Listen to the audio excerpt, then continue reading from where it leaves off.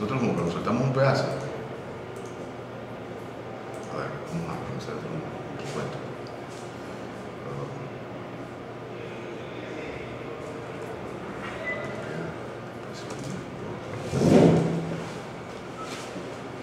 Bien, comenzamos. Buenos días.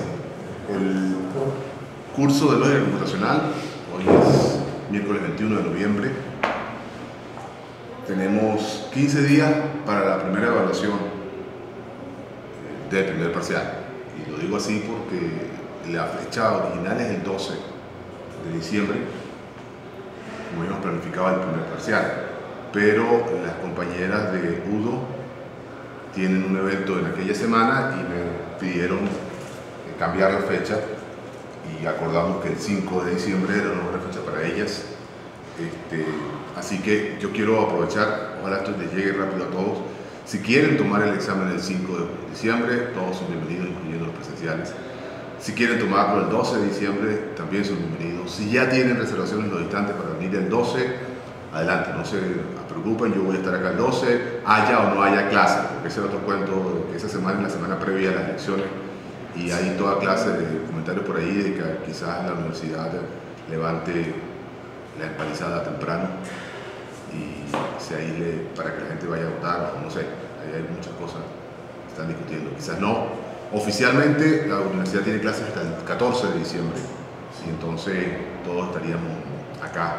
Pero aún si estuviese cerrada, yo estoy en Mérida, así que vengan y hacemos un examen en un cafetín, no será la primera vez que lo hacemos en un sitio así como sin música de fondo.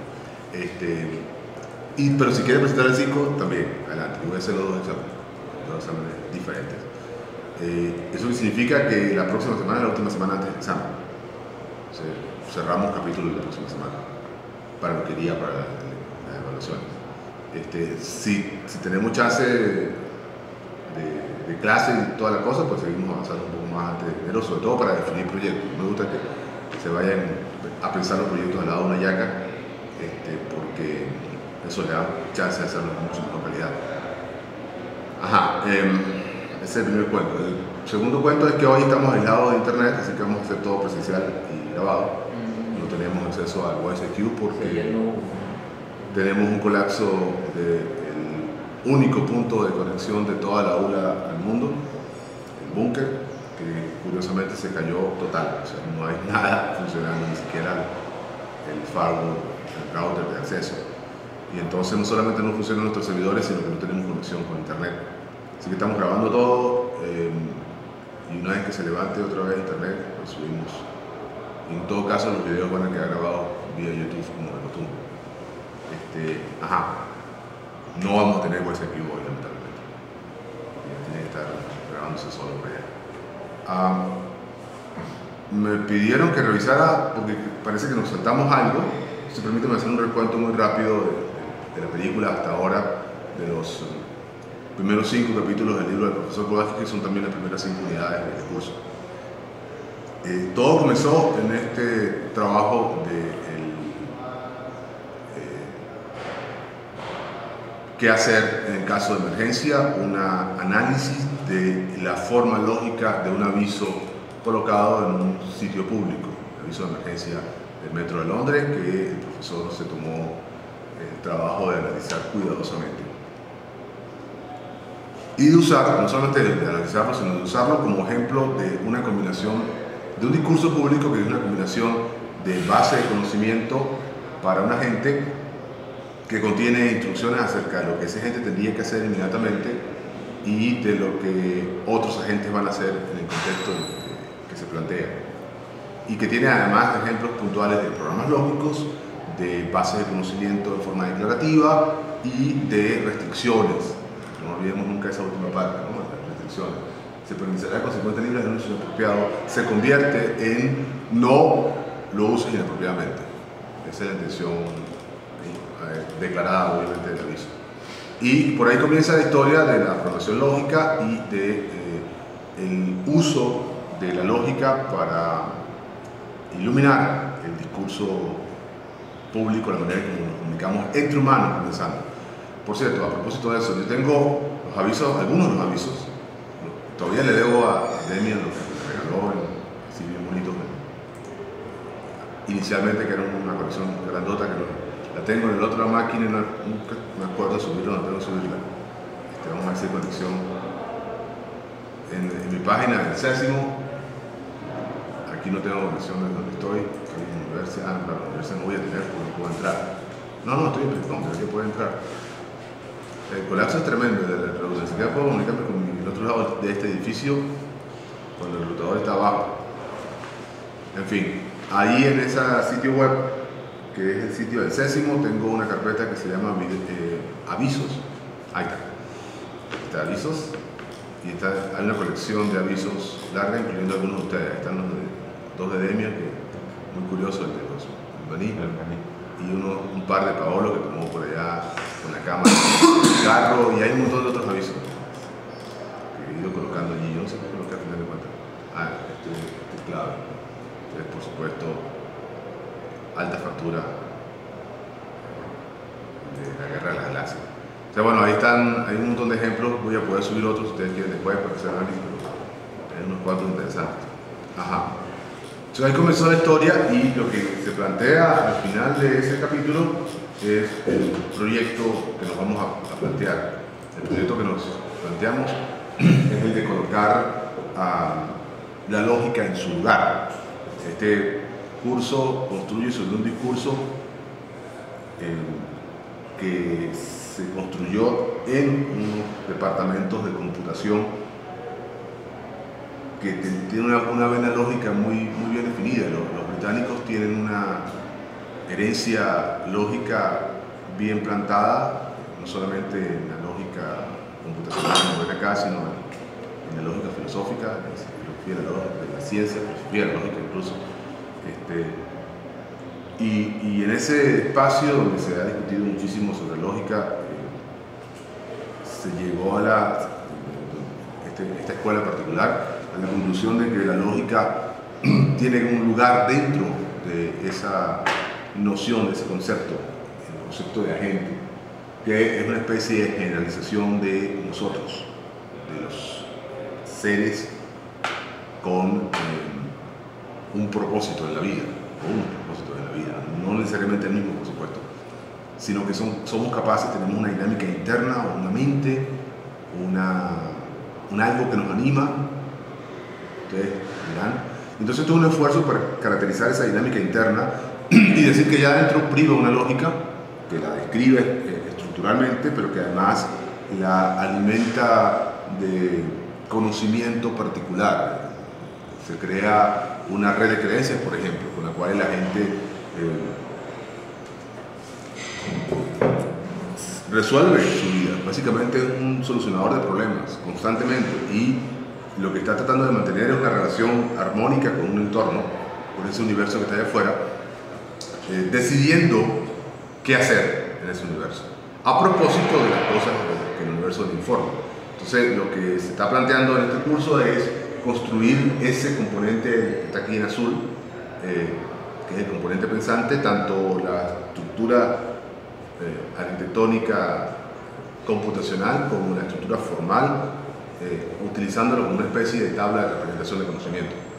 Y eso es lo que se conecta con el universo, que no tiene que tener ninguna estructura, no prefijamos ninguna estructura, pero que además lo que hacemos en lógica de forma tradicional es decir que ese lenguaje que está acá adentro, con el cual se describe la mente de la gente, tiene una correspondencia con lo que hay en el mundo, es decir, que está describiendo lo que hay en el universo. Y eso es lo que vamos a hacer. Este puente lo vamos a tender, estamos tendiendo hace rato, con la intención de moderar a la gente. Y bueno, eso es básicamente lo que se hace en el capítulo 1 para comenzar. En el 2, la historia se pone más interesante, porque después de haber planteado cómo es que el discurso contiene conocimiento, en el capítulo 2 vamos a un discurso diferente, pero esta vez acerca de qué sentido tiene pensar por adelantado, qué tipo de agente lo hace y cómo funciona.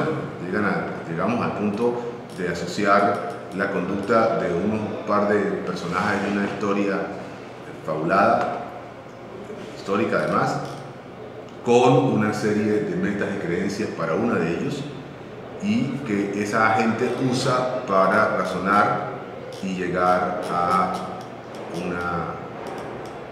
unas estructuras mentales que se convierten en un plan de acción para alcanzar una meta. Esto es clave, ¿no? La estructura de los grafos, que eso es lo que me está explicando, y que todo eso está conectado con esa dinámica que usa una estrategia de razonamiento para reducir las metas a las acciones que tiene que realizar la gente, o la gente en este caso. Y ahí vimos que era eso, el razonamiento central, todo esto se ocurrió, ¿no? Decíamos que eso es el fin de la historia. Bueno, no, este es justamente uno de los problemas. Esa visión desde adentro de la gente que usa la lógica para razonar correctamente en un mundo que está en principio descrito por ese discurso lógico, habría sido el fin de la historia hace, no sé, con toda seguridad hace 100 años y antes. Yo creo que hasta hace unos 50 años antes de las computadoras ese habría sido el fin de la historia, sobre todo después de un par de pruebas que desmontaron el proyecto positivista. Pero no, lo que ha pasado es que estas reacciones, por ejemplo, a ese proyecto le dan otro sentido al asunto. Y a mí me parece muy importante esta reflexión de Kowalski, porque lo que está haciendo es decir que la lógica es una parte de la vida y que es una parte de pensar particularmente, y que quizás hay otras cosas más que considerar en esta historia, y eso lo vamos a volver a tocar en el capítulo 6 cuando hablemos del significado de la vida de forma indirecta. Ahí, con esa primera visita a la dinámica interna de la gente, ese mapa se comienza a convertir en esto que está en pantalla. Es una dinámica interna, por supuesto, aún no conectada con lo que está ocurriendo afuera, explícitamente al menos. Se supone que esas acciones van a tener un impacto en el mundo. Vimos incluso como la gente tiene que, lo volvemos a ver más adelante en el capítulo 4, intentar acciones allá afuera, en torno a algunas decisiones como por ejemplo, traté de agarrar el queso, pero aún no ha caído el queso al piso, ¿qué hago? ¿Vuelvo a pensar otra vez? ¿O hay un reflejo de como que tanteo y no ha caído todavía, pero lo agarré? Y eso ocurre con su pensamiento. Hay unas decisiones, unos detalles operativos importantes. Pero que lo que hemos hecho hasta ahora es simplemente asociar unas metas que tiene la gente con sus acciones a través de ese ejercicio de razonamiento hacia atrás sobre un cuerpo de creencias. Eso es lo que hicimos en el capítulo 2. No hay todavía, solamente el primer punto del edificio. En el capítulo 3 vamos en la otra dirección. Así es como nosotros nos proyectamos hacia el mundo. Digo nosotros como agentes. Así como un agente se proyecta hacia el universo. ¿Qué hay de al revés? Obviamente ocurre. ¿Cómo es que el universo nos impacta a nosotros? Y comienza la historia del piojo, la termita y el explorador marciano, con una reflexión sobre una teoría psicológica que se conoce como conductismo y que describe básicamente patrones de entrada-salida.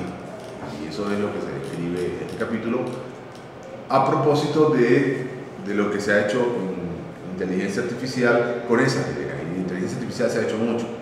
Estos sistemas de producción son una de las contribuciones históricas más importantes de la disciplina de la inteligencia artificial y han dado origen a una cantidad de sistemas basados en conocimiento, como se le llama, para resolver problemas. De esos sistemas nosotros estamos recuperando esta idea, el ciclo, que significa que tenemos un sistema interactivo, un sistema que está conectándose con el mundo en un ciclo, en una dinámica cíclica, quiere decir, que pasa por una serie de etapas y es recursivo porque repite constantemente. Y esas etapas son observar, pensar, decidir y actuar, y pensar y decidir obviamente tienen que ver con cambios internos, y observar y actuar con la conexión con el universo. Ahí es donde tenemos una primera conexión con el sistema completo. Hay un detalle importante en esta historia que aquí se comienza a plantear y que yo creo que más tiene que ver con la idea histórica. Eso que está en pantalla es un primer despliegue histórico, que llamo yo. Esa idea mía, yo creo que está hablando de esto de despliegue, solo lo menciona de esa manera, pero tiene que ver con qué es lo que termina un observador independiente observando sobre la conducta de una gente que está actuando con cierta dinámica y ciertas estructuras internas, que no conoce, que no se pueden ver fácilmente, que la gente puede hablar de ellas sin que se haya hablar, ¿no? Y que podría estarnos engañando, o podría no estarnos engañando, pero tener una descripción equivocada de sus propias creencias. A esa dinámica interna no tenemos acceso directo, normalmente. En el caso del software, pues podemos parar el software y ver cómo está programado, ¿no? Ahí sí tenemos acceso pleno. Pero en general, lo que nosotros vemos es la conducta de la gente que despliega, que vive una historia a propósito de la forma en cómo el universo lo estimula y de lo que él termina haciendo en respuesta a esos estímulos, conectándolo con su dinámica interna. Eso es lo que hemos estado viendo aquí. Hay unos dos personajes, que son la Semita y el agente aquel, y que para esos dos personajes, que son personajes muy elementales, yo necesito una dinámica como la del capítulo 2. Aquí nos estamos olvidando de todo este cuento de metas y creencias, que basta con que yo tenga alguna manera de conectar observaciones con acciones, y eso se puede hacer de forma muy simple con reglas de condición-acción, en donde las condiciones son observaciones y las acciones son acciones.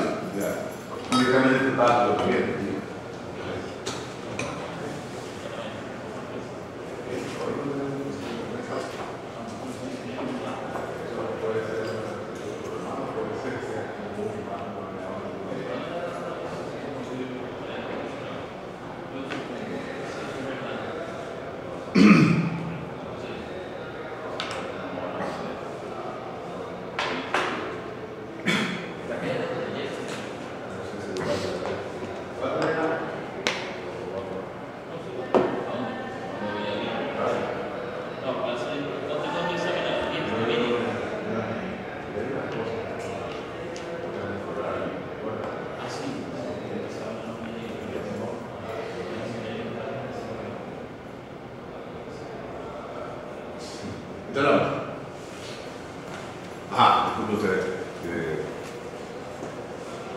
Entonces, este es la primera solución a tener una gente que hace algo en el ambiente. Y de hecho, estos son los agentes reactivos, que su dinámica está supeditada a lo que pasa en el universo, pero cuya misión fundamental es hacer algo pronto, es decir, tiempo apropiado. En este caso no tenemos, por cierto, hablando de tiempo, no hay una representación explícita de tiempo, sino que la reacción es puntual e inmediata. Es otra característica de los sistemas de producción. Lo que yo observo me conduce a que se disparen las reglas y yo llegue a acciones que son recomendaciones para actuar ya. No hay proyección en el futuro, que es una característica que vamos a ver de los agentes proactivos, y que por eso regresamos en el capítulo 4, no sé si aquí me faltaba algo más, en el capítulo 4 a hacer la combinación de las dos cosas. Hacer la combinación de las dos cosas pasa porque, bueno, primero que nada, esto se asume tal y como está. Lo que hemos estado haciendo es caracterizando el módulo de pensar, que va a contener una estrategia de razonamiento, dos estrategias de razonamiento combinadas en una sola cosa. Vamos a ver algunas nociones sobre todo de la necesidad de decidir y por qué se separa pensar de decidir. La respuesta corta es que la decisión es una consideración posterior sobre lo que yo he pensado. Yo pienso sobre el mundo, tengo que alcanzar cierta meta que significa cambios allá afuera, en el exterior de mi cuerpo, en mi mente, en mi cuerpo. Pero resulta que una vez que me he planteado las posibilidades, hay varias, y ahora no sé cuál de ellas ejecutar. Entonces el cuento tiene que ver con lo que tuvimos la semana pasada, de búsqueda, de que tengo que buscar la mejor alternativa. Y eso supone un segundo nivel de pensamiento. O sea, la decisión también es pensar. No cambio el nombre simplemente por hacerlo más claro, pero quizás menos claro, no sé, más vago, más general, más discutible en lenguaje natural. Pero también hay pensamientos, es pensar sobre lo que he pensado antes. O sea, ahí hay un primer aspecto de reflexión.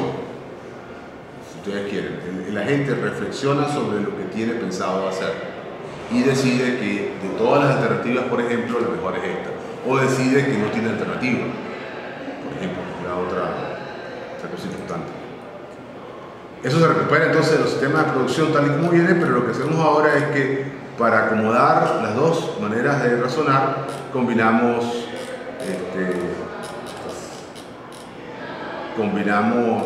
aquí está la forma tradicional, tal cual, aquí se puede decir, combinamos el razonamiento hacia adelante, que supone una conexión entre las observaciones y las acciones, con el razonamiento hacia atrás, que nos permite descomponer una meta de alto nivel en meta de más bajo nivel. Y entonces el paradigma de condición-acción se convierte en condición-meta, donde las metas pueden ser acciones directamente como antes, en este caso por ejemplo como comer la comida, o puede ser una meta de más alto nivel que requiere procesamiento adicional hacia atrás como este. El modelo del profesor nos permite, esta es una simplificación, porque uno puede tener, por ejemplo, razonamiento hacia adelante que va a cambiar la meta sin cambiar las condiciones. La meta de mantenimiento, como se le llama, ya voy a aclarar qué es eso. Pero, por ejemplo, en la implementación que tenemos por acá cerca, que te voy a mostrar más adelante, somos estrictos en el sentido de que las metas se usan para razonar hacia adelante y las creencias para razonar hacia atrás. Punto, no las dos cosas. O sea, en principio, en el modelo genérico uno puede tener creencias que se usan para adelante y para atrás, y el profesor las usa aquí.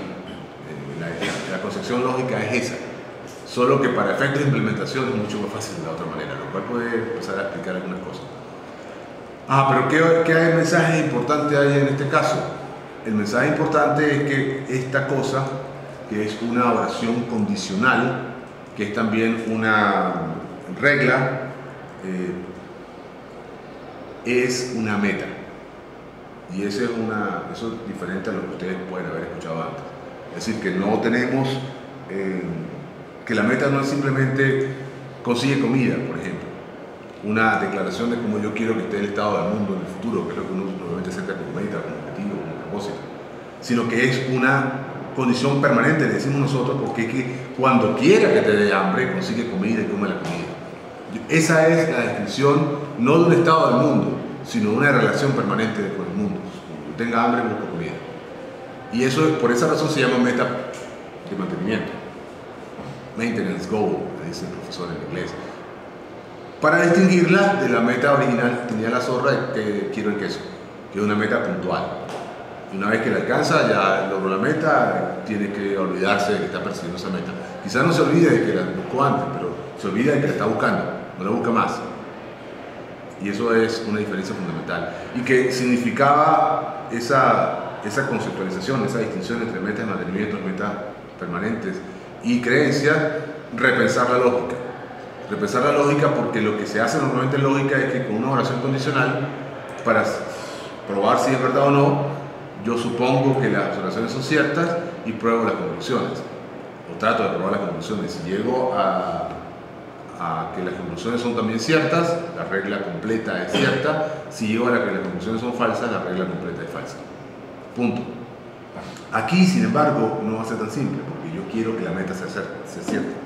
Entonces la gente, si el mundo, por ejemplo, me prueba las condiciones, yo voy a buscar que las conclusiones sean ciertas. Voy a hacer cosas para que sea así. Y eso cambia la manera tradicional de entender lo que es lógica, incluso a lo que respecta a probar cosas. Pero es genial para modelar un agente, es decir, ahí queda sentada las bases para modelar un agente, y aquí está un despliegue de ese agente, un inicio del despliegue de ese agente en particular, que lo pone en nuestro capítulo. Aquí está, la historia del ciclo. Primer ciclo, segundo ciclo, tercer ciclo, ahí está la gente iterando sobre el ciclo interno, y en el proceso está observando, algunas veces, otras veces no, está razonando y está ejecutando cosas. Y la habilidad para que ustedes hagan eso en su cabeza, o mejor aún con software, es uno de los objetivos del curso. Si ustedes puedan pensarse en una situación en la que tienen una descripción de los agentes en términos de metas y creencias, y a partir de esa descripción sacar una historia. Con un solo agente suele ser así de simple, que no es trivial, ahí hay detalles, como por ejemplo ese de tratar las acciones varias veces. Pero la cosa se pone realmente muy interesante cuando hay más de un agente, cuando son varios. realmente, yo lo he visto pasar varias veces en el curso, algunos de sus compañeros se han planteado, por ejemplo, hacer como un proyecto de un sistema multiagente.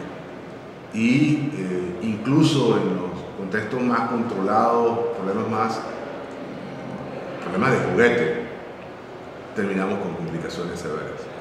¿Qué pasa si este hace esto al mismo tiempo? O si se desincronizan por un poquito. O si al intentar ambas cosas el efecto no es este sino aquel, por ejemplo.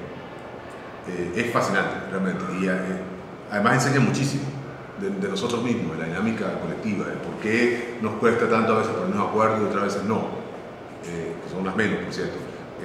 Esa clase de cosas a mí particularmente me apasiona y me encantaría ver algunos ejercicios si ustedes están interesados. Esa dinámica tiene una forma genérica, no sé si la plantean ahí, pero que se puede ver en la imagen. Ahí está, por primera vez en el capítulo 4 se completa el ciclo de conexión con una descripción completa de la gente. Fíjense que acá adentro no está el ciclo, no se ve explícitamente. Se supone que esto pasa varias veces y ahí está el ciclo. Que esto pueda ocurrir, esta es una fotografía de un momento en el tiempo, en donde yo puedo ver que ha ocurrido una estimulación de la gente. Y fíjense que las observaciones están dentro de la gente, de la mente de la gente. Es la gente que decide qué está observando. Eso suena muy peligroso en términos filosóficos. Es admitir que nosotros tenemos configurados nuestros perceptores, sobre todo después de cierto tiempo en esta Tierra, para ver de cierta manera. Y que podría tener un error. Bueno, deben haberlo escuchado varias veces. ¿Cuántos colores de blanco ven los esquimales comparados con el que vemos nosotros? Se paran frente a aquel montón de nieve y ven 14 tonos distintos de blanco, porque sus ojos están criados en la distinción, que además es crucial para sobrevivir. Si no distinguen, no van a saber dónde está blanco, dónde está duro, y se van a ir por el hueco y se van a morir. Eso lo hacen también los alpinistas, los montañistas, ¿no? Saben muy bien leer la nieve.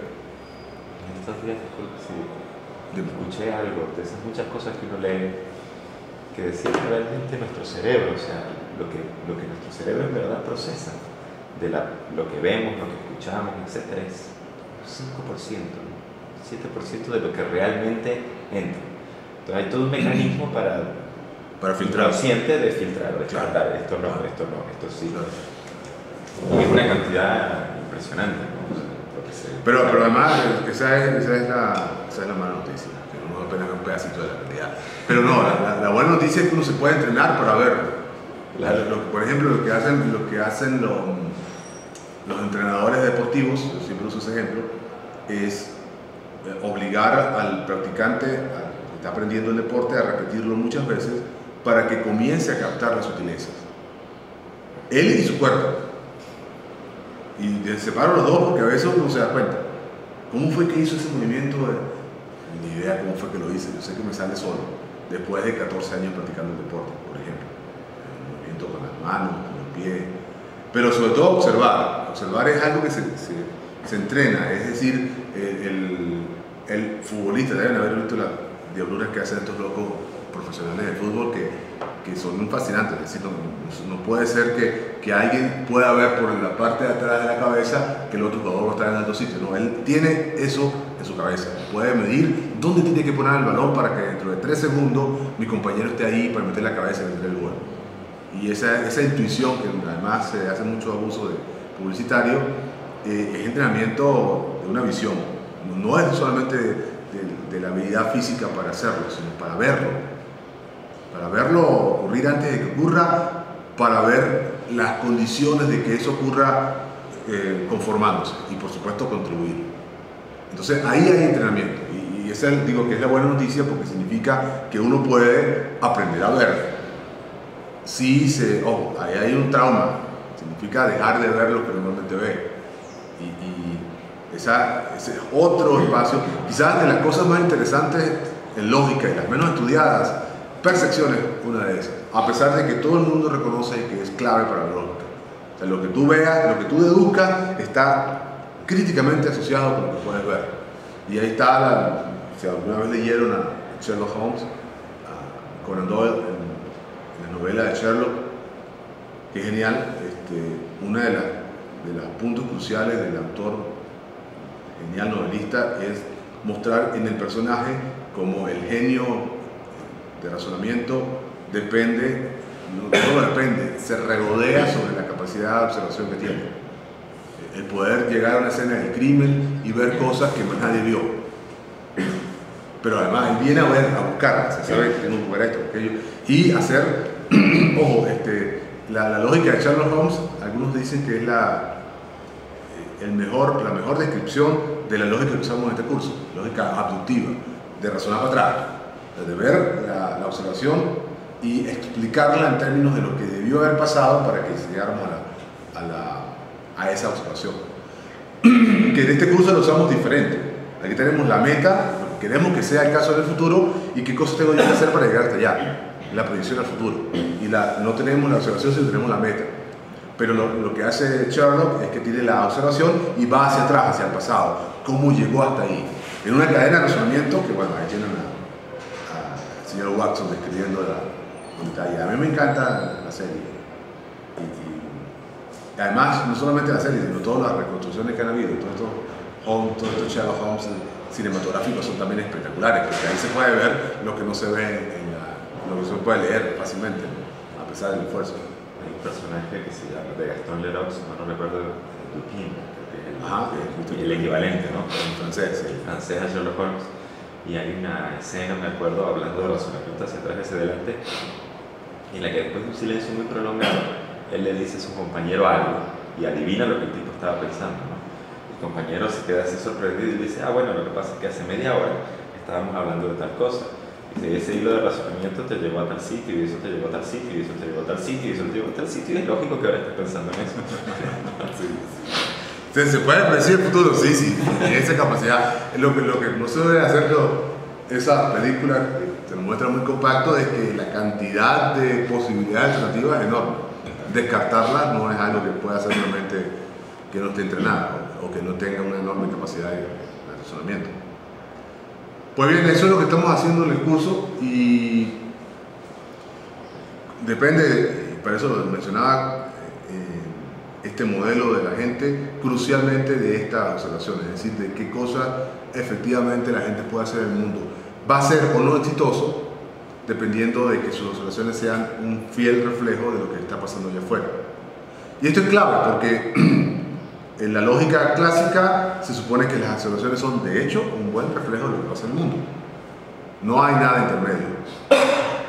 Es decir, o son ciertas. Y ahí está, y además son ciertas acumulativamente. No es que cambia nadie de opinión en el proceso. No hay una lógica no monotónica detrás de esto. Cosa que ahora sí puede haber. Porque puede decir, yo observo tal cosa. Y en respuesta a lo que se ve, hago esta otra cosa después de haber considerado todas esas alternativas en el futuro. Lo intento y estoy seguro de que voy a tener éxito. Aquí no hay manera. Es decir, este es un proyecto fenomenológico en ese sentido, en conceder que hay un mundo diferente a quien lo está pensando, influenciado por lo que está pensando, pero que puede hacer cosas diferentes. Es también un proyecto realista. Y esta es la cosa interesante. Esos son los dos puntos de vista que se están enfrentando en filosofía en los últimos siglos, el último siglo, la última mitad del siglo, quizá, por supuesto ampliamente resumido por Mises, la cosa es mucho más compleja, pero está esta visión, el encuentro entre el realismo de la lógica clásica y el relativismo de las visiones alternativas que se opusieron a aquello por razones culturales y políticas, en muchos casos con muy buenas razones además, muy buena lógica además. Acá hay un intento de reconciliarlos, muy modesto, el profesor no se quiere involucrar en la discusión filosófica abiertamente, además es un gesto de humildad porque concede que hay demasiadas cosas que tomar en cuenta y no están siendo tomadas en cuenta todavía. Pero tarde o temprano terminan esto. En el texto final, no es que yo traduje, sino en el otro, hay, se lo mencioné antes, una reflexión sobre la moralidad computacional. Y en donde él avanza que este modelo del ciclo y de las metas y creencias es un modelo neutral desde el punto de vista moral. Porque el agente, por ejemplo, el agente tiene unas metas equivocadas con las que yo no estoy de acuerdo, pero son sus metas, y tengo que conceder, a pesar de que yo no estoy de acuerdo con sus metas y sus creencias, con lo que él cree, que la conexión entre la entrada y la salida es correcta, a pesar de que yo no estoy de acuerdo. O sea, yo estoy absolutamente en contra de lo que están haciendo los israelitas en Gaza en este momento. Me parece que es una aberración. Pero si asumo que el jefe, el comandante del ejército israelí, tiene la creencia de que esas bombas enormes que están mandando los de Hamas de regreso a territorio israelí son peligrosas, y que cuando me están atacando tengo derecho a defenderme con todo el poder que yo tengo, ahí hay una conexión entre bomba que viene y bomba que regresa razonable. Por supuesto, lo que pasa es que cuando uno examina esa observación de que lo que viene para acá es una bomba que amenaza la integridad de los ciudadanos de Israel, es mentira, como uno lo vea. Los cohetes de Hamas no llegan, no logran aterrizar, porque tienen esta cosa que le llaman el Iron Dome, tiene incluso nombre, un escudo protector, que no es realmente un escudo de verdad, sino que es un escudo virtual, pero tiene toda clase de respuesta, una batería integral impresionante, todo automatizado. Proyectil que viene para acá, se lo responde. Claro, ahí se cae la observación, mentira que te están amenazando. No hay ninguna amenaza directa, patética. Por supuesto que siempre va a ser posible que un palestino se llene de bombas y vaya y se explote en un mercado de Jerusalén y mate un poco de judíos, además de unos cuantos palestinos y así mismo, ¿no? El arma nuclear de los palestinos, de los árabes en general, es esa disposición de la gente a morir por el otro, por una causa. Ese es el arma nuclear de ellos. No tienen bomba atómica, pero esa es muy peligrosa, porque no hay manera de que no funcione. Siempre que tú dejas que la gente ande, es un arma. Y por ese lado hay una amenaza, pero ya va, esa amenaza no se responde bombardeando en la casa de los potenciales atacantes. Dice la otra cosa donde no me cuadra. Si te estás protegiendo de eso, esa manera tuya de actuar no te va a ayudar mucho. Los tienes sitiados, aislados, y comienzas a matarle a las familias. ¿Qué esperas tú que pase? Usa la lógica un poquito, ahora, desde otro punto de vista, dice, no, ya va, lo que te va a pasar es que vas a tener asaltantes suicidas, por supuesto, además acercándose a los sitios donde pueden hacer daño, que es las autoridades israelíes. Hay otra explicación alternativa que es que no, mentira, no hay nada de que el general crea que hay un ataque real. Lo que está pasando es que cada vez que hay una guerra en Israel, el partido del actual primer ministro sale beneficiado. Entonces cada vez que se acerca un periodo electoral en Israel, hay alguna clase de escaramuza con los palestinos, que son los enemigos más débiles. No lo hacen con los sirios. Han habido algunos fogueos en la frontera altos de Golán hace poco, pero no se van contra los sirios y por supuesto no se van a ir contra los iraníes. Eso sería un despliegue de marca mayor. O sea, ahí uno empieza lo que estoy haciendo, por supuesto, en un caso particular del Medio Oriente, que nos queda suficientemente lejos para no sentirnos involucrados, pero suficientemente cerca para que sí nos estamos involucrados, un análisis lógico de conceder que hay una dinámica interna, que la gente actúa con sus metas, con sus creencias, pero que aún así hay una conexión razonable entre entrada y salida. Es decir, uno puede entender las razones. Y esa es la mala noticia. Cada quien tiene derecho a su lógica interna. Esa es la mala noticia. La buena noticia es que yo puedo entender la lógica interna y como la entiendo, puedo intervenirla. Puedo empezar a decirle, pero ¿tú por qué crees tal cosa? De lo que hace el entrenador, eso te quedó mal. Yo moví el brazo bien para revolver la pelota, lo hiciste mal. Estás sacándolo de aquí, no de aquí. Sácalo un poquito más abajo. Esa clase de correcciones sutiles que eventualmente hacen el maestro. Después de el maestro anterior se murió, este atleta tiene una trayectoria y dice, oye, el maestro tenía razón, tiene que sacarlo un poquito más abajo. Y al otro se murió, no le puede dar las gracias, pero funcionó. Esa es la esperanza de los maestros. Más adelante se acuerdan de nosotros cuando hayamos muerto. O sea, una de las razones por las que este modelo despierta entusiasmo en alguno de nosotros es esa posibilidad de acomodar racionalidad, realismo, suponiendo que esta conexión con el universo es correcta, con el relativismo. Cada quien tiene sus razones. y las tengo a priori que respetar. Y puedo además suponer de mí mismo que yo puedo estar equivocado en mi propia visión del asunto. Entonces eso nos entusiasma. Y eso es lo que estamos construyendo. No hemos hecho otra cosa sino pasearnos por ese modelo muy grueso. Y cerramos el modelo la semana pasada con esta discusión, que ya dimos cuenta de la inferencia hacia adelante y hacia adelante. Tuvimos una primera aproximación, y aquí se completa el paseo, a la inferencia hacia atrás. Pero resulta que esa inferencia hacia atrás en programación lógica tiene tradicionalmente que ver con búsqueda. Y por eso le dejé el ejemplo en la bitácora, para que tengan una intuición cercana. Que en este capítulo se usa este programa lógico de ir de un punto a otro como una muestra de búsqueda de una solución. ¿Cómo hago para ir a la playa en la Costa Azul? Lo que el profesor trata de resolver por acá, en la Riviera Francesa, suponiendo que yo estoy en un sitio que no es la Riviera Francesa, de luego, y que tengo mi propio sistema de información geográfica personalizado en mi cabeza, con información que, por cierto, aquí no está toda la información, no suele tener. No sabe que puede ir de Niza, que Niza es un punto intermedio entre estos dos, pero que además es un buen punto intermedio, porque no voy a París, por ejemplo, porque no voy a Dover, territorio británico todavía. Es decir, hay consideraciones, bueno, ¿qué está más cerca que otro? En un sistema de información gráfica uno tiene ese grafo, esto es un grafo, pero tiene además el tamaño de los enlaces entre los puntos, la distancia entre un punto y otro, el costo entre un punto y otro, la dificultad entre un punto y otro. Por ejemplo, para circular por Colombia usted tiene que saber que tiene varios criterios: distancia, tiene el costo del transporte que está utilizando y tiene cuerpos irregulares en el camino, paramilitares o guerrillas atravesadas. Entonces no podemos ir a toda Colombia, hay que ir a ciertos sitios, y mejor se queda en la ciudad y viaja en avión. Aunque el carro sea mucho más económico, el avión es mucho más seguro. Eso es lo que dicen los colombianos cuando uno me pregunta ¿cómo voy a ir a tal sitio, tal sitio? Entonces bueno, esa clase de información también la tiene uno en la cabeza. ¿Y para qué la usa? Bueno, para decidir. ¿Dónde está la decisión final? Aquí está. Este es un plan. Deducido. O sea, el razonamiento se trata todo el tiempo.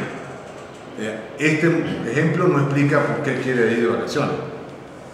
No explica que cada año, en cierta época del año, nuestros empleadores nos permiten tomar un tiempo libre de trabajo para descansar. Y que uno debería utilizarlo para descansar, no para estar pasando trabajo donde va de vacaciones. Que a veces ir de vacaciones es más trabajo que el regular, en muchos casos. Sobre todo aquí, que conseguir aerolíneas se ha vuelto muy difícil. Bueno, y que eso entonces es un esquema de buscar. El razonamiento lógico busca más inferencia. Pero que lo que está planteando, que fue donde quedamos la semana pasada, Kowalski, es que hay un segundo nivel de inferencia. Pensar, inferencia, búsqueda, otro nivel de inferencia, es decir, otro nivel en donde hay reglas de razonamiento. Solo que estas reglas operan sobre los productos de las primeras dos etapas, particularmente sobre el producto de la etapa de búsqueda, en donde yo cuando estoy buscando, tengo alternativas, si no, no estoy buscando, un solo camino. Y cuando tengo alternativas, tengo que tomar decisiones acerca de cuál sigo, aunque no tenga mayores elementos de juicio a priori. Es decir, aunque estemos en un ambiente incierto. Aquí fue donde nos quedamos la semana pasada. No sé si ¿tuviste algo más que se me había escapado del recuento? No, me quedó el hueco del capítulo 3. Capítulo 3. Que me pareció que O sea, no de ahí en el capítulo, quizás era de la explicación que tiene que ver con... De la bitácora. Con los agentes químicos, atómicos, perdón, o por ahí algo. O sea, que tú comenzaste la clase, comenzaste a retomar esa área que yo sé que a mí me sonó, pero se me perdió en el entonces. Me dio la impresión de que quizás arrancaste después de algo que se ha explicado, pero no estoy seguro. Entonces me fui a buscarlo en el La bitácora. Sí. No, yo no tengo acceso a la Y bitácora. yo lo conseguí en la grabación, o en la filmación, y me apareció esa filmación. Yo tengo entendido que yo he subido todos los audios en el MP3 y tenemos también todos los videos, ¿verdad? Todo. No Pero hay, el tercer no hay ningún video hueco. no se veía, entonces será mi máquina que puso. En YSIQ. Sí. Ajá. Recuerda, son tres cosas. Ah. Tiene YSIQ, tiene los videos que grabamos acá con esta cámara en la pantalla básicamente, y tiene mis audios en el MP3. Sí, yo vi lo de los audios y decía que faltaba por subir algunos. Pero era en el WSQ donde yo estaba, pero Claro. entonces no sé.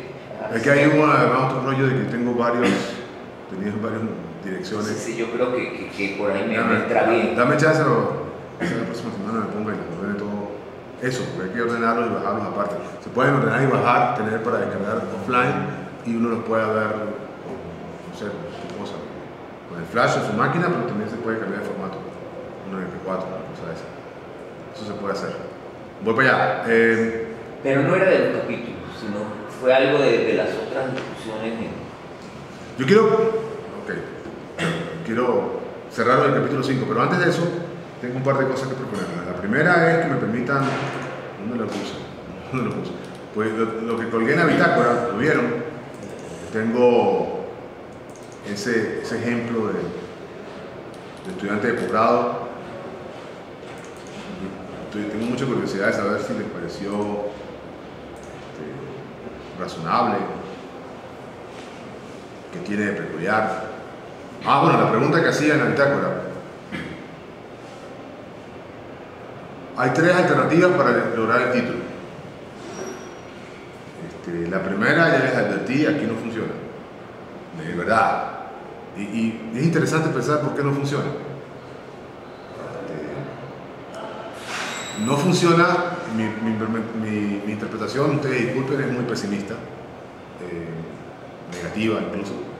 No funciona porque nosotros tenemos esta institución organizada como una sociedad de enemigos. La universidad, esta en particular, es una sociedad de enemigos. Acá, si tú cometes un error, lo van a usar en tu contra seguro. Nos estamos vigilando entre nosotros mismos. Y además, eso tiene que ver con una diversidad, por supuesto, intelectual interesante. Y eso es una buena noticia, eso es una mala noticia. La mala noticia es que lo tengamos diseñado de esa manera, porque entonces todo avanza por la vía más lenta, porque hay doble verificación.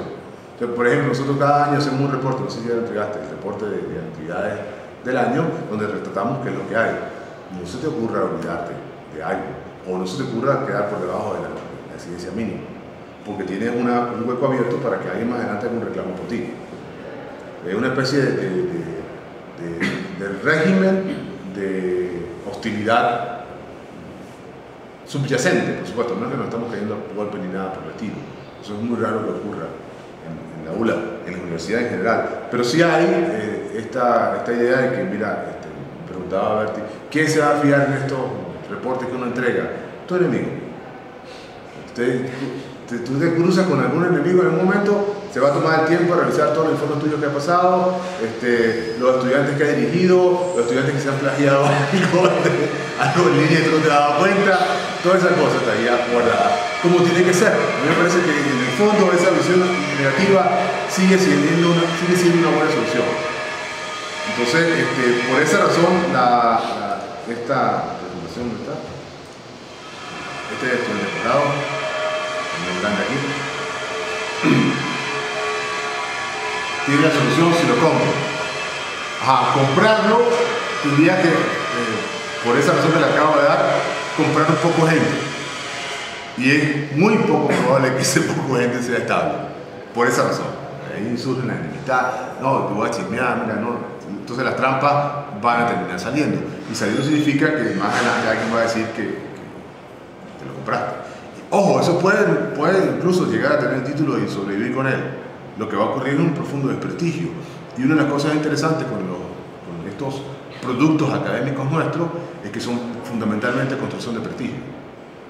Si tú puedes tener un título de la ULA, si no has sido desprestigiado porque alguien dijo que te lo robaste, su valor está en eso, que es un badge, un reconocimiento que tú exhibes para tu empleador, por ejemplo, para tener una promoción, lo que sea, pero que básicamente un regalo histórico, si ustedes quieren. Entonces que alguien diga, no, pero eso se lo robó. Como se dice de algunas autoridades nuestras, por cierto, es una raya y te lo desvirtúa de una vez. Entonces, por eso nosotros lo sabemos. Es decir, esa sociedad de enemigos, en muy buena medida, yo diría casi completamente entiende la cuestión claramente. Que si permitimos que se nos degrade, va a haber un rollo. Yo estoy contando que eso es así porque hay un par de casos por ahí afuera que... Ay Dios. Pero bueno, hay que admitir además que esta es una institución muy grande, esos son 3.000 profesores, somos 6.000, todo el personal administrativo, 50.000 incluyendo estudiantes de pregrado y posgrado. Seguro que hay alguna trampa exitosa. Se va a ver inmediatamente. Pero que en principio, cuando menos en este espacio cercano, yo lo veo casi imposible. Así que olvídense de la primera opción. ¿Por qué? Porque el costo es muy alto, si ustedes quieren. Pero hay una tercera, porque estoy pasando a la segunda lámina por esa razón.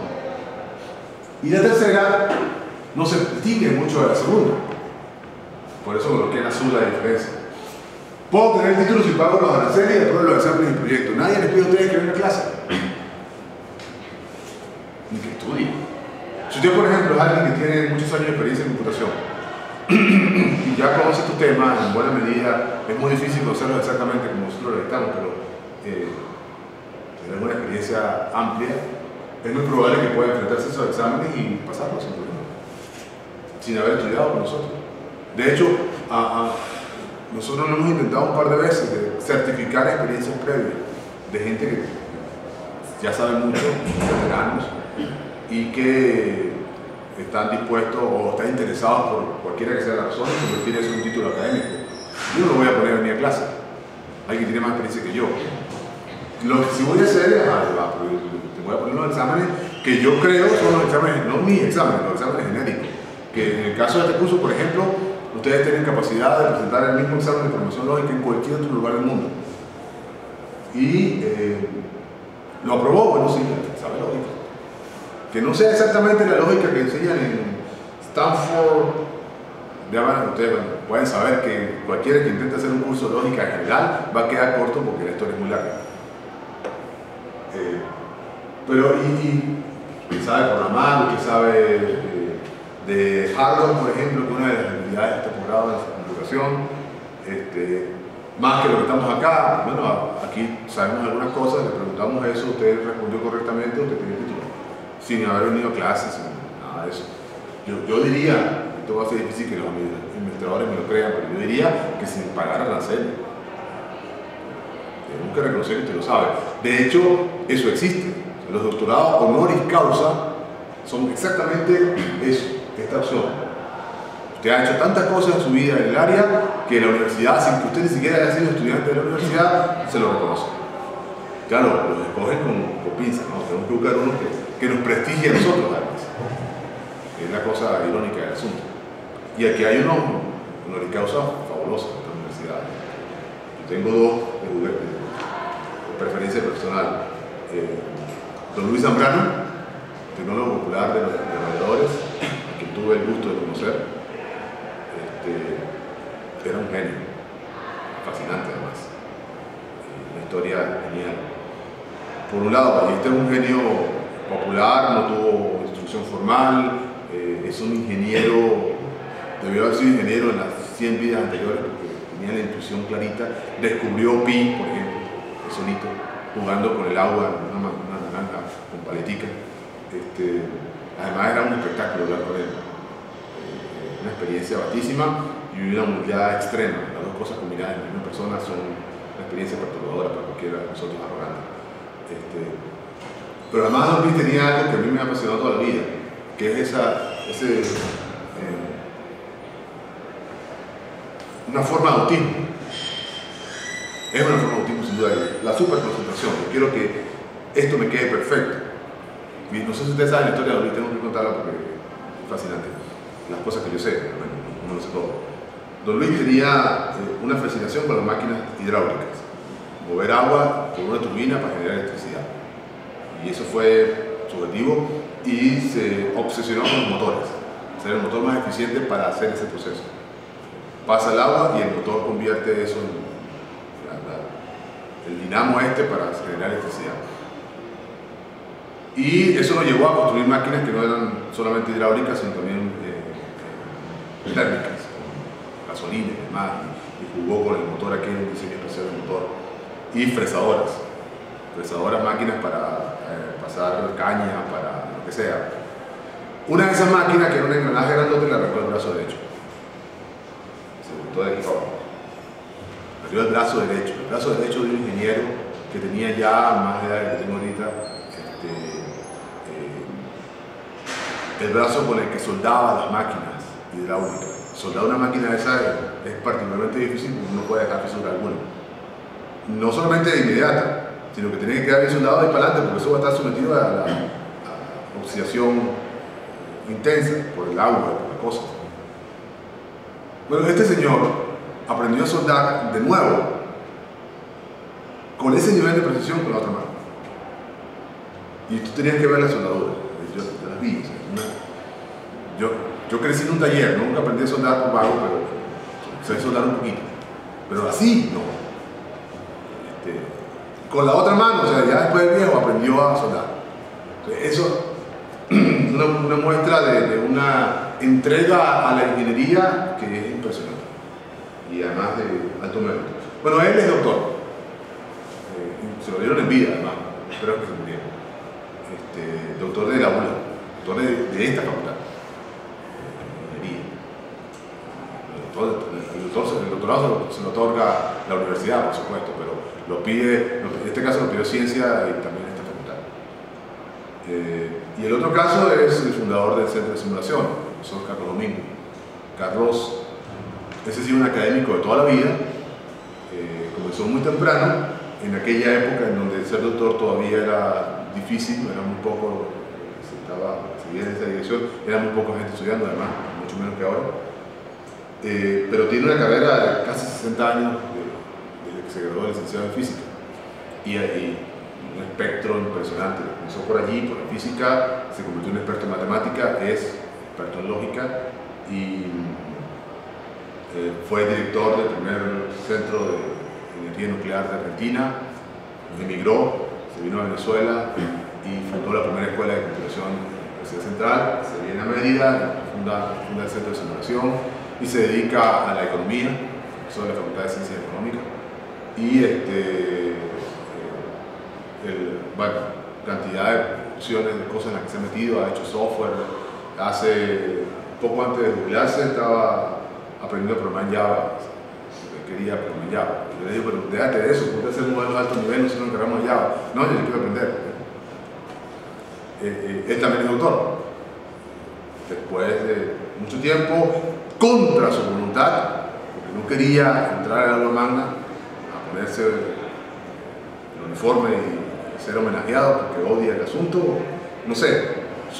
Él dice que su hija le explicó que la razón por la que no quería entrar al acto era porque él creía que eso no era suficiente para él. Va de vuelta al asunto. Escribió un discurso sumamente hostil y odioso, de que todos nos reímos, además, porque lo escribió en prosa, de forma muy elegante, prosa verso, ambas cosas. Pero además fue un golpe bajo ese discurso. Era para que saliéramos llorando, todo el mundo salió riendo, chiste de asunto. Bueno, él es doctor. O sea, de nuevo, nosotros, esos títulos tienen una carga emotiva, simbólica, emocional, moral pesada. Y este edificio que estamos nosotros, de concreto armado, de alguna manera se apoya en ellos. De alguna manera. Por eso yo creo que esa opción está distanciada por esa razón. Entonces, ¿por qué las otras dos? La que ustedes siguen, sin pensarlo mucho, y por eso les pongo a pensar en completar el curso, para venir a clase, pasar por el proceso, hacer lo que el profesor les pone. ¿Y cómo lo hacen? ¿Y por qué lo hacen? Porque para completar los cursos está la creencia esta de que tengo que estudiar, pero yo no sé lo que ustedes me van a decir. Y entonces tengo que gastarme un tiempo y ojo. Yo coloqué expresamente esta opción porque pareciera que con esto no es suficiente. Ahí hay redundancia. tengo tiempo para estudiar, tendría que ser una condición de estudiar, simplemente. Estudio, claro. Es algo que además ha pasado, se ha vuelto patente en los últimos años, por eso la redundancia, con el programa de estudios a distancia. O todos los programas de estudios a distancia. Los programas de estudios a distancia en este país, no sé, quizás en todo el continente, están malditos por un mito. El mito de que se puede hacer sin tener tiempo para eso.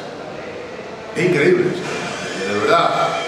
Casi todos los estudiantes que yo he tenido en este curso a distancia durante 12 años tienen trabajo a tiempo completo, aparte del curso, aparte del posgrado, no del curso particular, sin descarga para hacer el curso. De hecho, uno de ellos se quedó en el camino, murió. Después de un semestre intenso en este posgrado en computación, este caballero, que era profesor de esta universidad, y esta universidad no le dio tiempo, no le dio permiso explícito para hacer el posgrado, lo estaba haciendo porque el profesor de esta universidad en otro estado, en San Cristóbal, viajaba a Mérida a clases, este curso lo siguió a distancia, no fue ese semestre por fortuna el accidente, sino un semestre posterior, digo por fortuna porque yo no podría que me mal en ese caso. Vino a final del semestre a entregar el trabajo, pasó 30 horas sin dormir, hasta que entregó el trabajo en la mañana, agarró su carro, regresó a San Cristóbal, se quedó dormido entrando a los túneles, se estrelló contra todo vehículo y se murió. Y lo perdimos. Dejó 2 niñas adolescentes en el camino. Es decir, un drama horrible. ¿Por qué? Porque creyó que se puede hacer el posgrado sin tener tiempo. Y no es que no tenga tiempo, es que mira, no me quedan las noches, me quedan los fines de semana, sobre todo los feriados, que aquí en la hora son muchos porque hay interrupciones a cada rato. Y ahí cabe. No, sí cabe. De nuevo, casi todos llegan acá después de cierta edad, son maduros, tienen otras experiencias. Y seguramente esa experiencia favorece un estudio comprado. Significa que no están comenzando de cero, por ejemplo. O sea, hay parte del trabajo que ya está hecho, pero no todo. Y nosotros estamos diseñando una serie de pruebas para un tiempo dado. Es decir, puede ser que no cubra toda la lógica del planeta, pero sí cubre una buena parte de lo que se usa en un curso de computación lógica computacional. Entonces, hace falta tener tiempo. Y el propósito es que yo aclare lo que no sé. ¿Para qué? Para presentar los exámenes. Y está en toda una serie de condiciones que yo las hago explícitas acá porque me encanta discutirlas. 15 sobre 20. ¿Por qué? Pareciera que el posgrado, y eso tiene 20 años, por lo menos 15 años, la legislación del posgrado, se nos subió al nivel de aprobación, no puede ser 10, tiene que ser 15. Y es muy simpático eso pensarlo en términos conceptuales porque la intención de la norma, el espíritu de esa regla es que la gente de posgrado tiene que ser de más calidad que la de posgrado. No sé quién genio se le ocurrió que se bastaba con subir de 10 a 15 el nivel de aprobación. El nuevo nivel de aprobación es 15. Todos ustedes se molestan si yo le pongo 14. Me arrojó. Es como un 9 en la vieja historia. Entonces, ¿qué es lo que ha pasado? Que los profesores tenemos 15 puntos para aprobar lo malo y 5 para aprobar lo bueno. Para mostrar lo bueno. O sea, si usted es bueno, tengo solamente 5 grados de libertad, si ustedes quieren, para asignar la bondad del mundo. Quedó bien, tiene 15, eso es regular. Viene 17 y por supuesto 20, estoy forzado ya. Y tengo, nunca me van a poner ustedes un 4, o sea, eso es una cachetada. Ahí no basta con que lo haya hecho mal, es que tiene que haberlo hecho con mala gana. O a él, sí, puede ser. Y claro, yo vengo de calificar de 10. O sea, mi historia me manda a la historia que yo he escuchado en este curso es porque yo sigo con 10.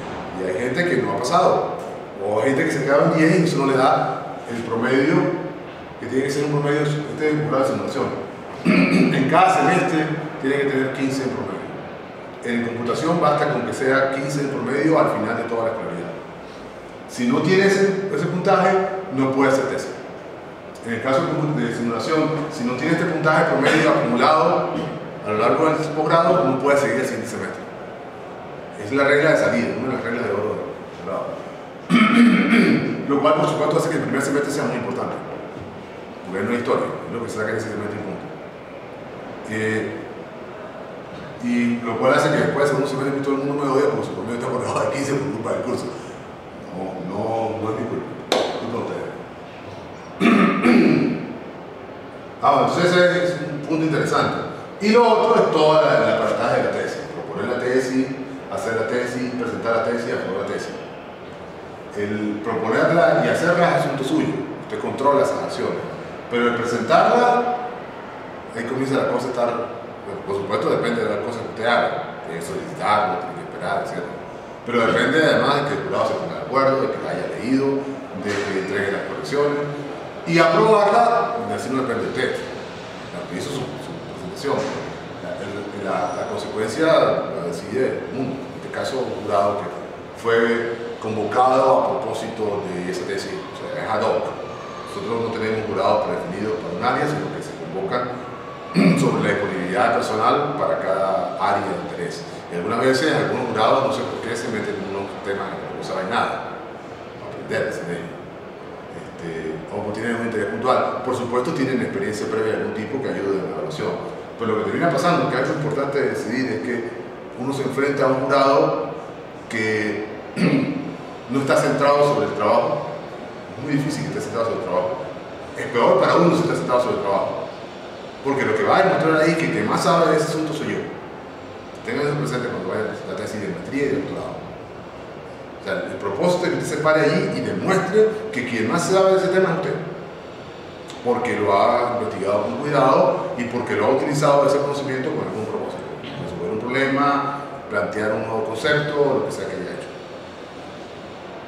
Porque ¿qué va a pasar? Que si usted se para encima del área de competencia de un tutor y él sabe más que usted, lo va a destrozar. Le va a hacer la pregunta esa que usted no está dispuesto a responder o la observación que usted no tocó en la tesis y va a quedar patente que usted no sabe suficiente para aprobar la tesis. Detalle contextual solamente. ¿Por qué no mejor hacerlo así?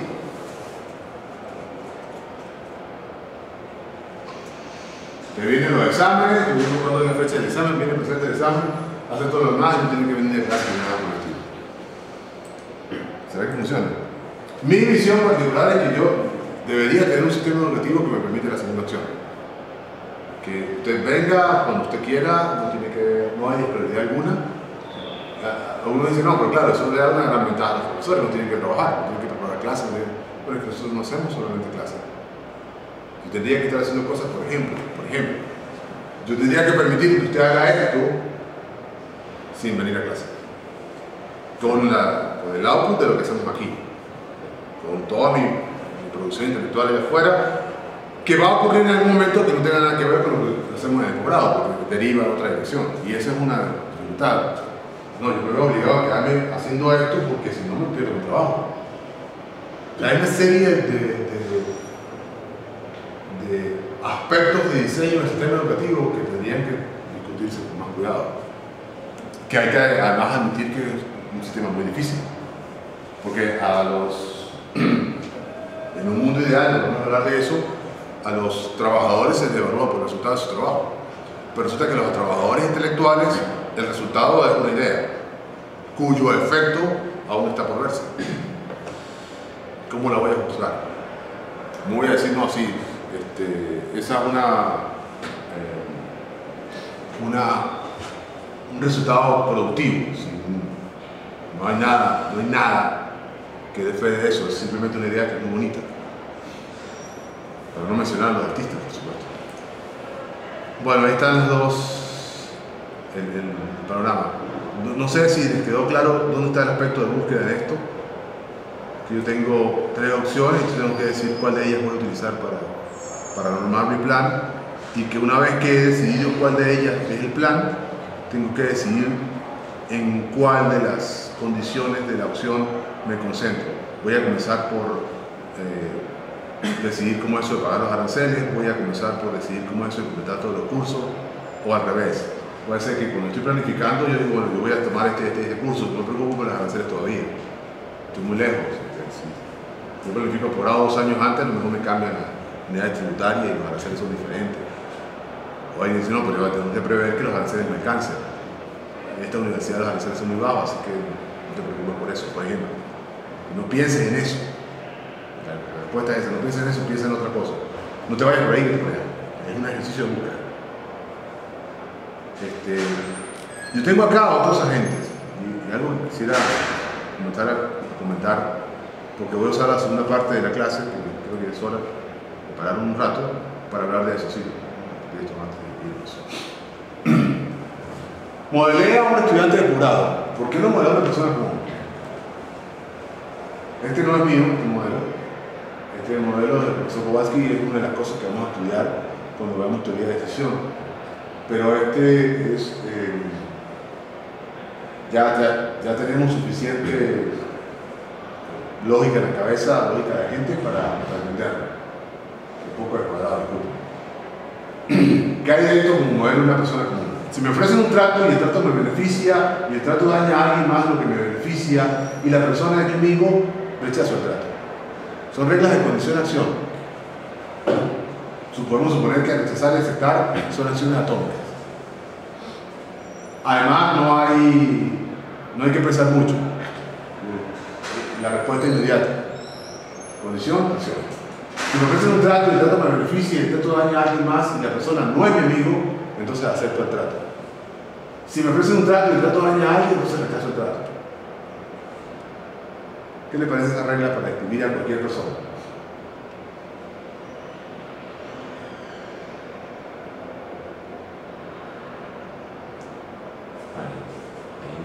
Par de contradicciones, ¿no? Ajá. O sea, ¿qué regla uso? Uso la de abajo, que es absoluta. Si me ofrecen un trato y el trato daña a alguien, rechazo el trato. Es mucho más absoluta que las dos reglas de arriba, o que la de arriba, por ejemplo. O sea, si me ofrecen un trato y el trato me beneficia y el trato daña a alguien más, pero esa persona no es mi amigo, bueno, no importa, acepto el trato. Si lo que tienen acá a contar es que entre esta y esta, entre esta y esta en particular, hay contradicciones. Sí. Es decir, que se van a disparar en la misma circunstancia. Esta y esta se excluyen por esta condición. Claro.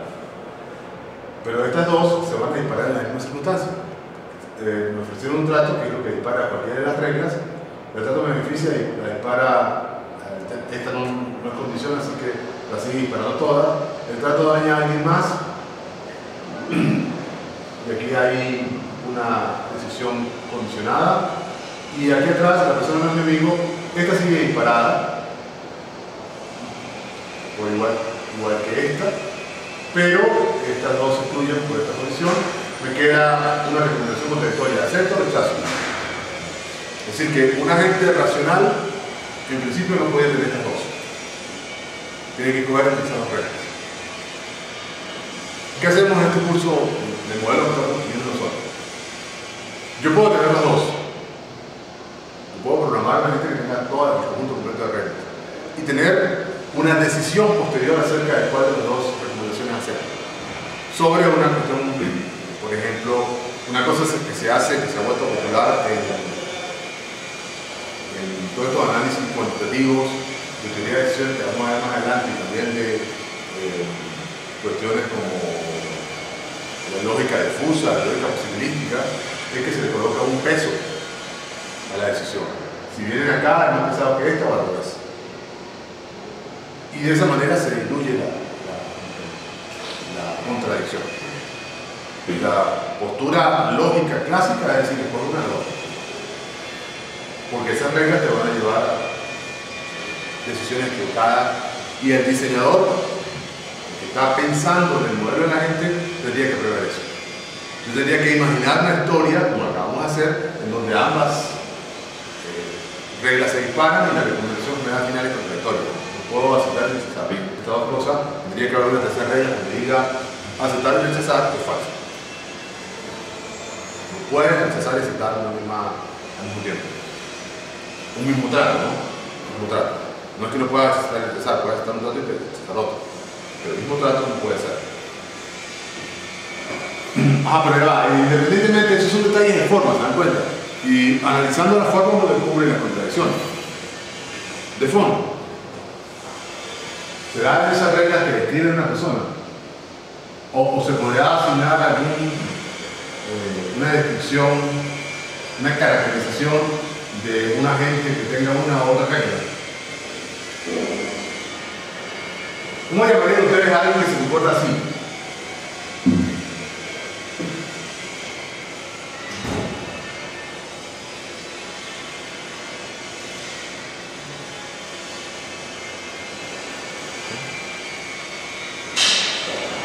¿Cómo llamaría? Sí. ¿Qué opinión le merece a alguien que se comporta así?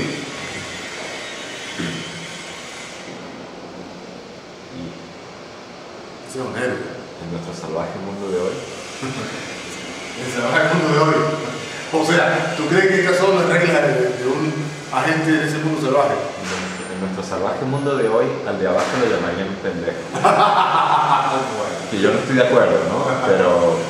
Bueno, sí. pero Esa puede ser la manera de resolver la contradicción. O sea, yo no quiero ser pendejo, quitar esa del camino. pero no quiero entrar en...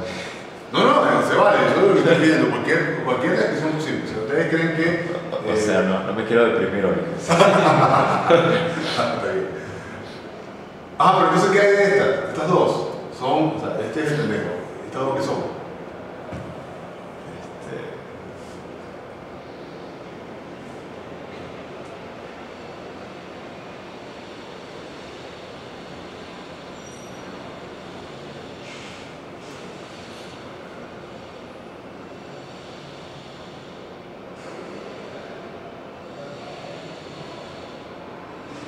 Oportunista, egoísta. Si el del medio, si la única regla que tiene una persona es la del medio, yo lo llamaría un tipo muy egoísta, no sé, oportunista. ¿Ustedes creen que la religión tome partido por estas reglas, pueda describir a esa persona? Y a ver, la religión... Este es un santo. Ojo, y está en mitad de camino, ¿no? Es un santo con la vida del pacífico, de no hacer cosas. Ni siquiera está haciendo cosas para el santo, porque no está haciendo nada que lo excluya de la posibilidad. Se faltan cosas. Si cualquier trato daña a cualquiera, yo voy en contra. Si tendría que ser la otra regla, está por acá abajo. Claro, pero eso es como el no matarás de la religión cristiana.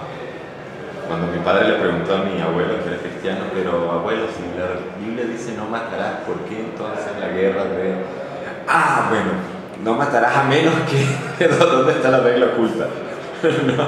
Las excepciones, claro. Sí. O sea, entramos en aspectos éticos, morales... Absolutamente. No, pero lógica definiendo esto, ¿no? Definiendo sí, totalmente. Eso es lo que estoy diciendo. Lo que preocupa es que no se da la discusión. Es decir, hay personas que viven con estas tres cosas en la cabeza y que dicen que creen en las tres cosas al mismo tiempo. Sí. Yo saco mi cuenta. Oye, no, el trato le hace daño al pana y a mí tampoco me va a hacer mucho bien. Sí. Así que no vale la pena echarle la vaina a un pana por eso.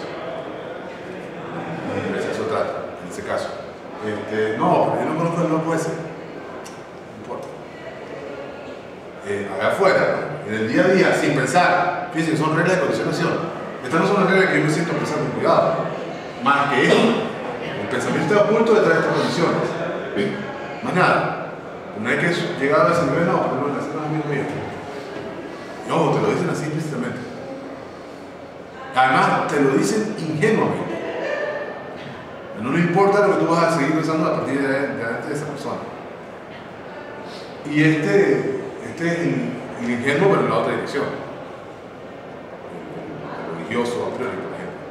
No puede hacer eso, no hacer mal. Pero la pregunta mía, para efectos del curso, es: ¿nos hace falta más lógica? O sea, ¿son estas descripciones realistas? ¿O será que en algún momento va a haber cosas como la que pasaba con tu abuelo que no están allí y que no pueden estar a priori ahí? No puede de manera que yo escriba esa otra condición circundante allá adentro. Por ejemplo, lo de pendejo. ¿Qué pasa si esta regla? Si me ofrece un trato y yo también a alguien, entonces el proceso del trato. ¿Qué pasa cuando se trata de tu familia cercana? Tus hijos. Que vayamos a vacaciones a tal parte, pero por favor, no. Plata, voy a gastar tiempo, voy a gastar. ¿Quién sabe la chiquitica consentida en la casa? Papi, tú vas a perder un montón de cosas: dinero, tiempo, oportunidad de hacer otra cosa, como tú quieras.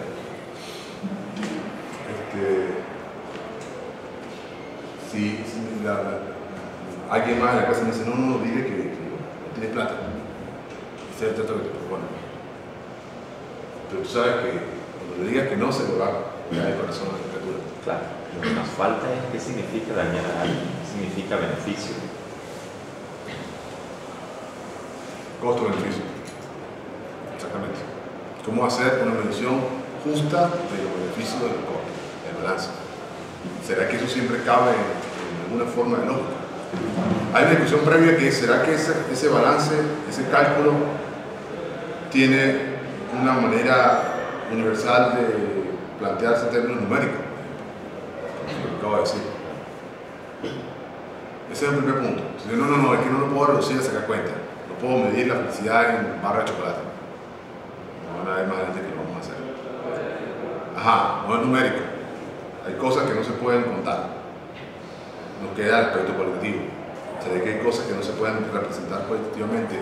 En lógica podemos representar cosas. Aquí no hay ningún número. Por ejemplo, explícitamente. Yo podría simplemente tener la impresión de que daña a alguien más. Lo observé, lo veo sufrir y no tengo razones para dudar de esa observación. No estoy sacando ninguna cuenta.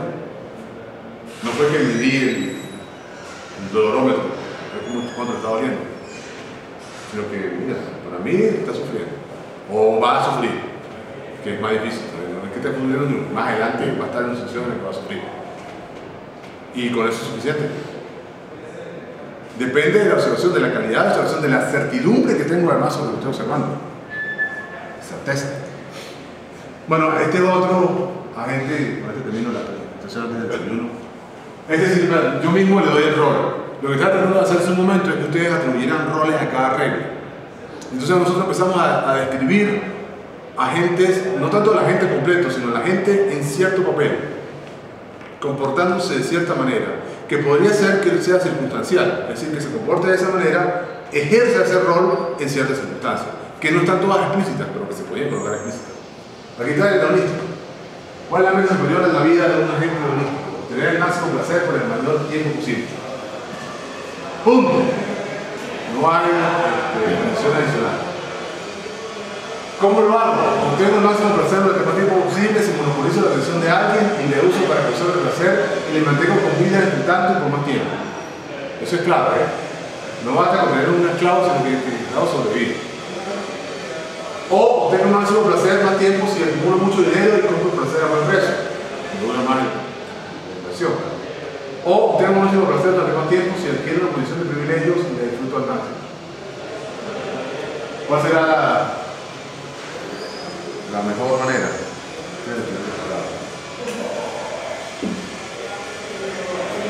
Vayan a desayunar y lo discutimos al regreso del desayuno, porque no se le vaya el desayuno por otro lado. A las 10. Paramos aquí.